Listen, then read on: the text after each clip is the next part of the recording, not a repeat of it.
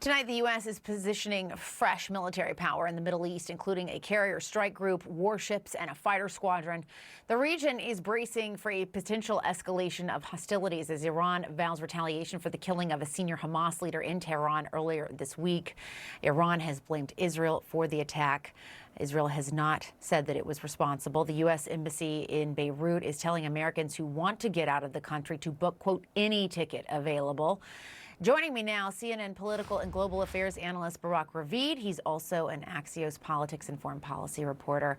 Barak, thanks so much for being here with us. I think everyone is watching this play out, wondering what this retaliation might look like and how imminent it might be. What does your reporting indicate?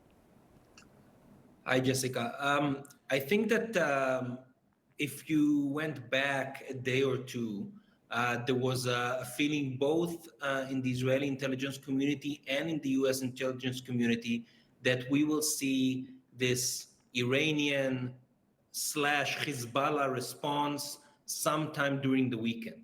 It wasn't clear whether it's going to be a combined response or going to be two separate ones. But I think that now, at least from the last I heard, the feeling is that there's still no decision in Iran and in Hezbollah exactly what to do. Therefore, I think the time frame moves more for early next week than this weekend. And so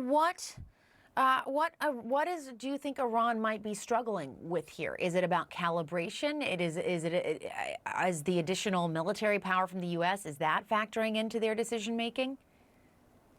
You know, somebody in the Biden administration told me that a lot of time people in America think that the U.S. interagency process is complicated and takes too long, and that in other countries, especially countries in the Middle East, everything is much faster. Well, apparently, this official told me that's not the case.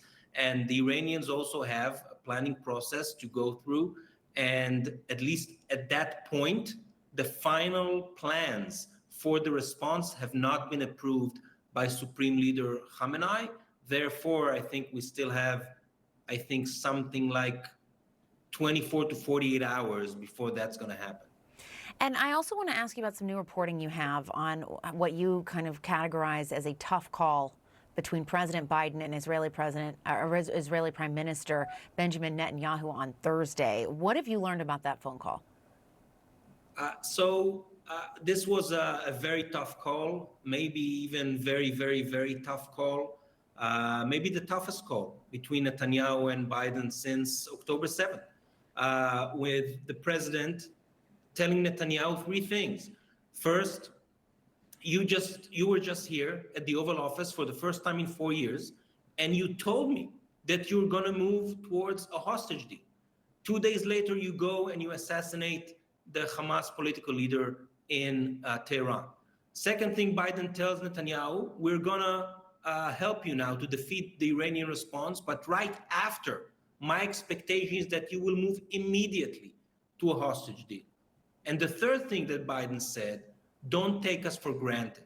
If you escalate another time after we defeat the Iranian response, you shouldn't count on me, Joe Biden, to bail you out once more.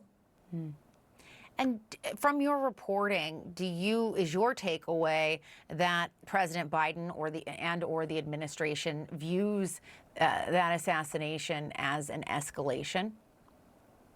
No doubt. Nobody mourns. Nobody in the White House, especially not Joe Biden, and I heard it from at least 5 White House officials. They were all very happy that Ismail Haniyeh is not with us anymore, because the Biden administration said from day one that all of those responsible to the October 7th massacres should be brought to justice this way or another. But I think that the timing, when it seemed that we're at a critical point about the hostage deal, and the way it was done and the place it was done in the middle of Tehran, I think the president and his top advisors thought that this was an escalatory move that pushes further away a hostage deal and makes a regional war much more likely. All right. Barak Ravid, always great to have you. Thank you so much for your reporting. We appreciate it. Thank you, Jessica.